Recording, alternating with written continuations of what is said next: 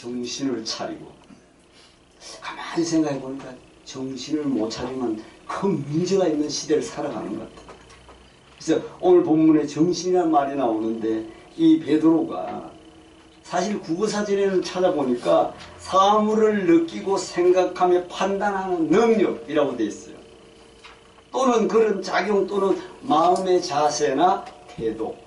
이게 정신이에요. 정신과 마음. 정신은 마음에서 나는 것이고 똑같은 의미인데, 그럼 오늘 말씀해 보니까 만물의 마지막이 가까웠습니다. 여러분, 그러므로 너희는 정신을 차리라고 말씀했어요. 근데 우리는 이게 지금 2000년 전에 사도 베드로를 통해서 이야기한 건데, 지금 오늘 이 시간, 우리가 살아가는 시간이 항상 만물의 마지막으로 생각하며 살면 주님이 기뻐하실 줄로 믿습니다. 그래서 그리고 왜 하나님은 우리들에게 정신을 차리라고 하는가? 오늘 공동회 때문에 많이 연습했다가 많이 지웠어요. 그래서 왜 정신을 차리라고 하는가? 왜 그럴까요? 녹색 합독합니다. 하나님이 사람을 지으신 목적이 있어요. 하나님을 아는 신성이 만물에 보여지나니, 여러분, 성경을 접한 사람들은 자연 만물이 그냥 있는 게 아니잖아. 참 만물이 때가 되면 한치 오차 없이 움직이는 것이 하나님의 신성이 명백히 보이나니 믿음의 눈을 가진 자는 부인할 수 없노라. 바울 사도는 너무나 놀라운 말씀합니다. 그래서 정신을 못 차리면 올바른 생각을 할 수 없고, 올바른 생각을 못하면 올바른 판단을 할 수 없고, 생각해 보세요. 올바른 판단을 못하면 어떻게 될까? 올바른 행동을 못해. 그래서 행동을 못하는 사람은 뭘까요? 올바른 삶을 살 수 없다. 그게 다 결론이에요. 그래서 올바른 삶을 살지 못하면 어떻게 되냐? 녹색 글씨예요. 사람답게 살 수가 없다. 그래서 사람이 사람답게 살면 어떻게 된다고요? 정신을 차려야 돼요. 아멘? 그래서 우리 하나님 우리들에게 정신을 차리라고.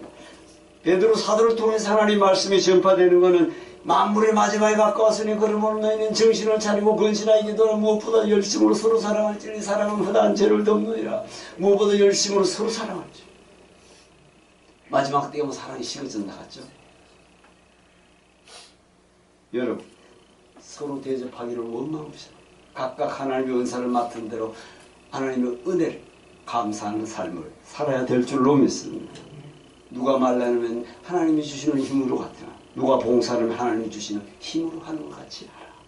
이런 범사 예수 그리스도로 말하면 하나님이 영광을 받으시게 하려면 그에게 영광과 권능이 세세의 무궁토록 있느니라. 아멘. 자, 그리고 두 번째, 사람이 정신을 차리지 못하면 어떻게 되나? 여러분, 어떻게 뭐 여러 가지가 있죠? 녹색을 한번 보겠습니다. 합독, 패망하고 죽게 된다. 물론 더 있어요. 실패도 하고 패망하고 죽게 되는 거예요. 정신 못 차리면 그렇게 됐죠. 그래서 정신만 차리면 실패의 자리에서도 일어날 수 있고, 망하게 된 자리에서 성공할 수 있고, 죽게 된 자리에서 살아날 수 있는 게 정신 때문이라고. 정신 차리라. 여러분, 세상에 정신 못 차리고 망한 사람들이 많습니다. 정신 못 차려 죽는 사람도 많고, 정신 차려 성공하고 정신 차려서 죽을 자리에서 살아난 사람도 많습니다. 여러분, 속담에 호랑이에게 물려가도 뭘 하면 된다고? 그럼 설교가 끝나는 거야. 이 오죽하면 이런 정신 못 차리면 실패한다는 거예요. 그래서 이성적, 하나님이 주신 이성 있잖아요. 이성. 그래서 우리들은 어떻게 정신을 차릴 수 있을까? 자, 사람이 정신을 차리고, 오타가 났어요. 정신을 차리고 살려면 어떻게 해야 하는 거예요? 합독, 머리를 하나님을 향해 살아야 합니다. 우리가 머리가 위로 있잖아. 짐승은 어디로 있어요? 땅으로 있대 말이에요. 짐승은 거의 다 그렇습니다. 동물보다 우리는 머리가 굉장히 무겁다는 갑니다, 우리 머리가. 근데 이 목으로 이 병기게 한 것도 하나는 창조의 비밀이 있는데, 동물처럼 땅에 향해 땅을 하고 살지 않고 하늘을 향해 머리를 들고 살게 하는 것이 창조의 섭니다. 사람의 머리를 향해 두고 사는 것은 우리의 정신을 하늘에 하나님께 두고, 여러분, 그래서 광야에 있던 구름 기둥이 어디에 와 있어요? 성막 위에 머리에 와 있어요. 그래, 놀랍죠? 지지난주에 제가 말씀드렸지, 김삿갓. 김삿갓 이름의 본명은 김병영. 그의 할아버지 김익순. 김익순에 대해서 논하라 해가지고 멋지게 해서 과거에 입제했는데, 나중에 보니 할아버지를 극한 죄인으로 만든 게서 삿갓을 쓰고 방랑한 것이 김삿갓이다. 근데 삿갓을 벗어야 될 줄로 믿습니다. 삿갓 벗어야 돼. 아니, 삿갓 쓰면 뭐 땅밖에 안 보이잖아요. 그래서 골로새서 2장을 보면은, 이 3장 2절에 보면, 여러분, 제가 위의 것을 찾아라. 위의 것을 찾아라. 그리스도께, 거기는 그리스도께 하나님 우편에 앉아 계시는 위의 것을 생각하고 땅의 것을 생각지 말라. 여러분, 이제 베드로가 는 하나님의 일을 생각하지 않고 누구의 일을 생각한다? 사람의 일이 사탄이다. 여러분, 사람의 일이 사탄이다. 세상 사람 전혀 인정 못하죠. 그렇죠? 땅의 일이 사탄이야. 그래서 이사야 45장 22절에도 땅 끝에 모든 백성아 나를 앙마하라 그리하면 구원을 얻으리라. 여러분, 우리가 하늘의 하나님을 앙마하고 위의 것을 생각하는 것은 언제나 하나님의 뜻이 무엇이지? 여러분, 성경을 보는 것도 위의 것을 생각하는 것이에요. 아멘? 성경을 보기 위해 것을 생각하지. 아니, 밑으로 본다 그게 아니고 내 마음이 지금 하나님을 보고 있는 거, 그겁니다.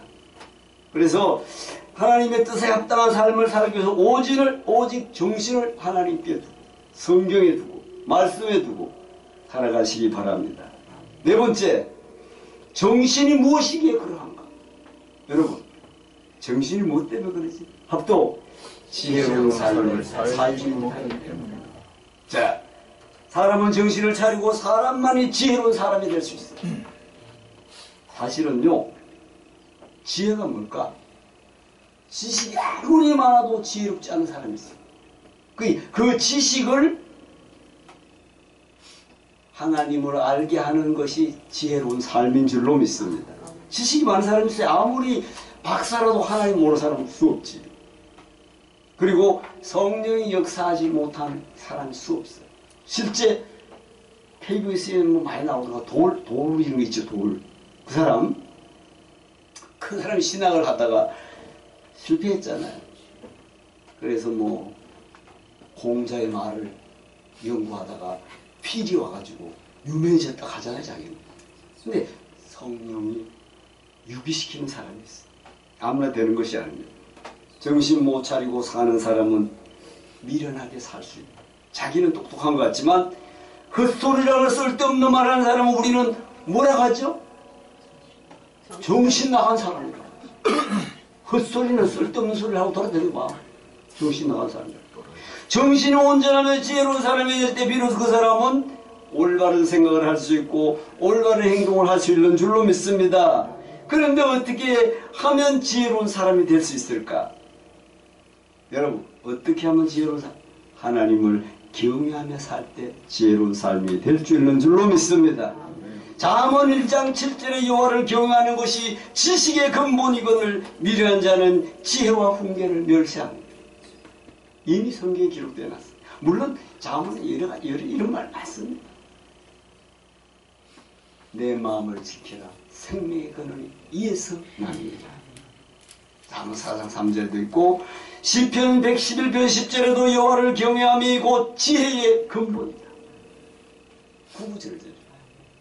지혜는 하나님께로 받아야 돼. 그래, 계명을 지키는 자는 다 좋은 것이 지각이 있나니 여호와를 찬송하는 영혼이 있으리라고 말씀하고요. 여호와를 경외하는 가장 중요한 핵심은 뭐냐? 예배입니다. 아멘. 아멘. 그게 중심에 있어요. 그래서 신령과 진정으로 하나님을 찬양하고 예배하는 것이야말로 하나님을 경외하는 최고의 행위다. 우리가 지난주인가 지지난주죠? 오후 찬양 예배 다시는 있기 어려운 그런 일들이 벌어졌어요. 아니 그걸 갖다 제가 편집하면 쭉 보니까 다 들어봤어요.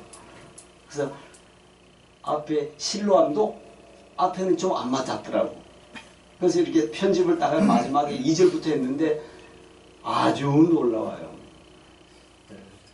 저거는 그 찬양을 올리고 우리 예명교회 구독자가 2명이 늘어났어. 313명이야. 313명도 적은 거 아닙니다. 그렇다고 해서 우리보다 같은 예명교회가 초대형 교회도 있지만 거기 있어도 아무리 찬양 올려도 그렇게 잘 보지 않습니다. 은혜가 돼야 봅니다. 아멘? 은혜가 돼서 아무튼 자, 아버지께 참으로 예배하는 자들의 신령과 진정으로 예배할 때가 오나니 곧 언제? 성경 시험에 잘 맞겠네 다. 아버지께서 이렇게 자기에게 예배하는 자들을 찾으십니다.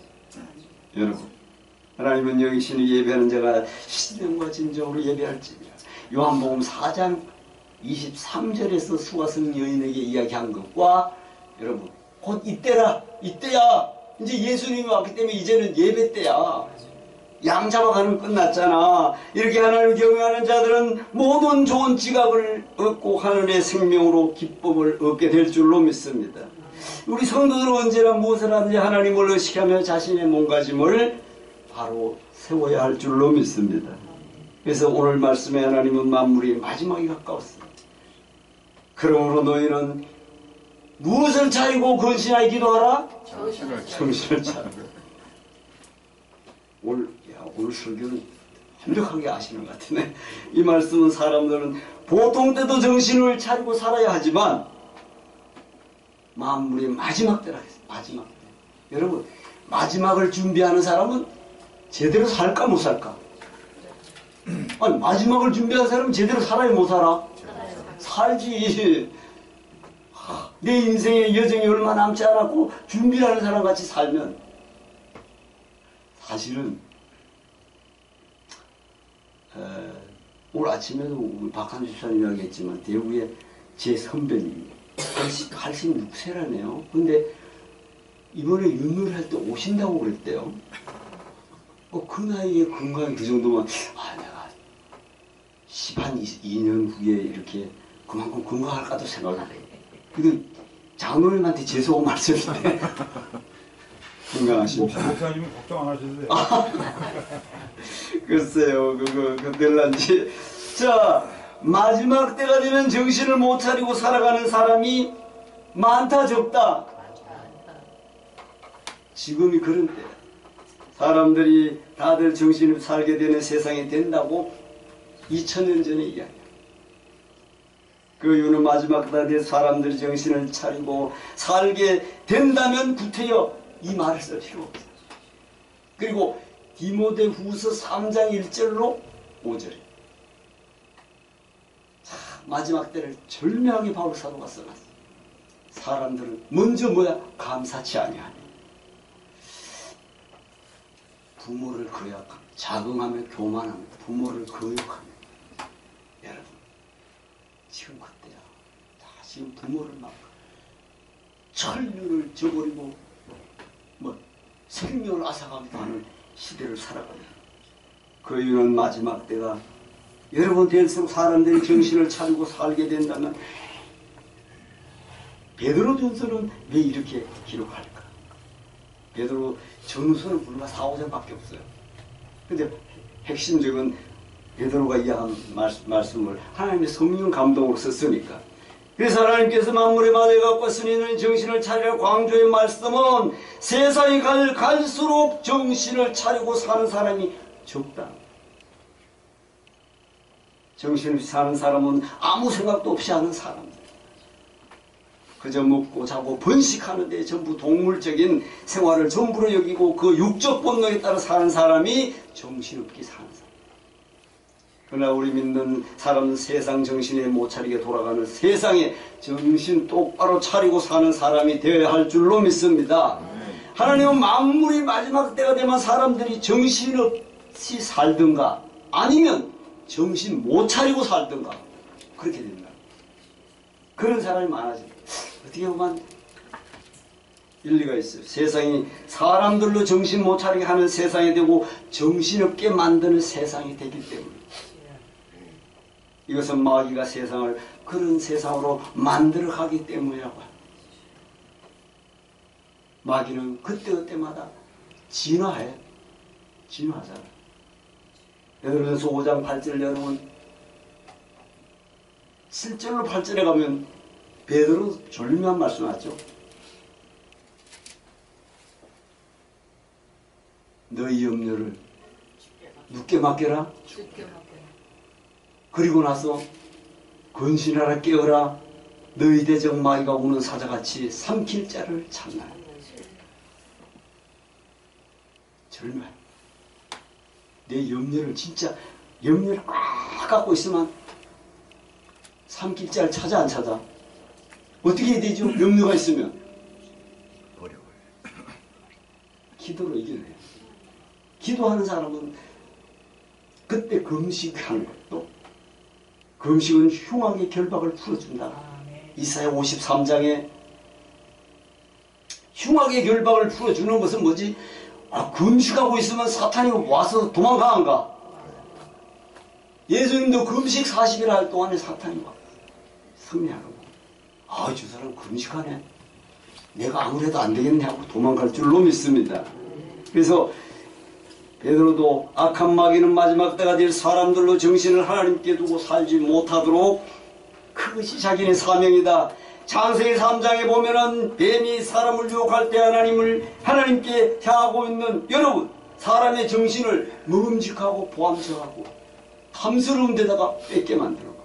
뱀이 사탄이 결국은 그걸 창세기 2장 17절에 먹는 날에는 결단코 죽는다 했어도 죽고 말았다. 죽었어요. 그래서 첫 번째 아담은 죽었는데 두 번째 아담이 왔어야만 했다. 아멘?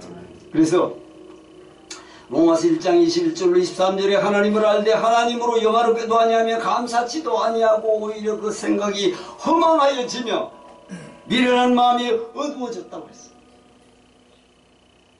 그래서 스스로 지혜 있다 하나 우준하게 되어 썩어지지 아니하는 하나님의 영광을 썩어진 사람과 금수와 버러지 형상을 우상으로 바꾸는 거예요.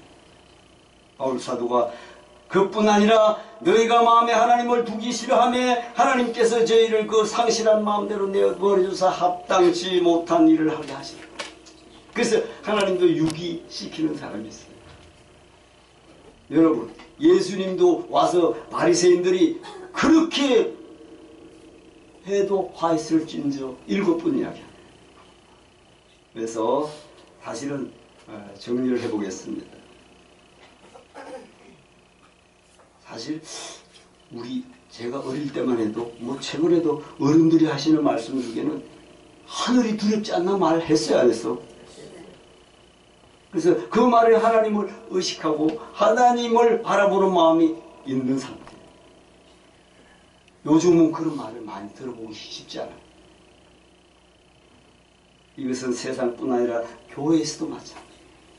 마태복음 24장 37절로 39절에 이렇게 말합니다. 노아의 때와 같이 인자의 인함도 그리하리라.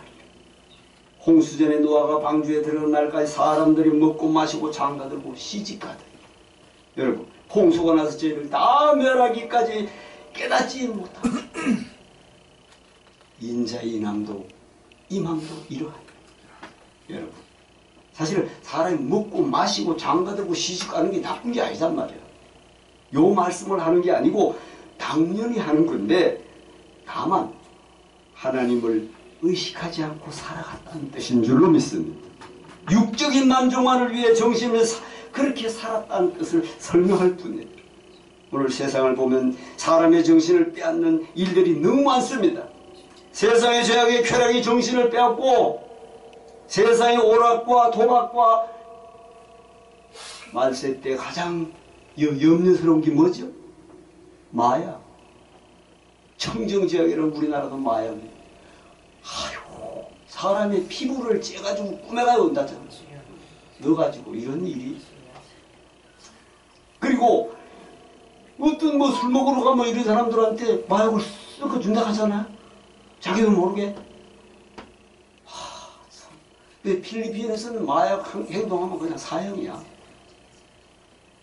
우리나라 사람도 안 보고 사형 선고 받았어요, 그지? 얼마 전에 뉴스. 그런 데는 아주 엄격하게 해도 마약이라는 게 사람을 피폐시킵니다. 쾌락이 정신을 정신없이 살게 하고, 오락과 도박, 음란. 지금 뭐 보통 음란이 뭐 성장하는 애들도 이거 뭘 감출 수가 없게 만들어 놓은 거야, 세상에.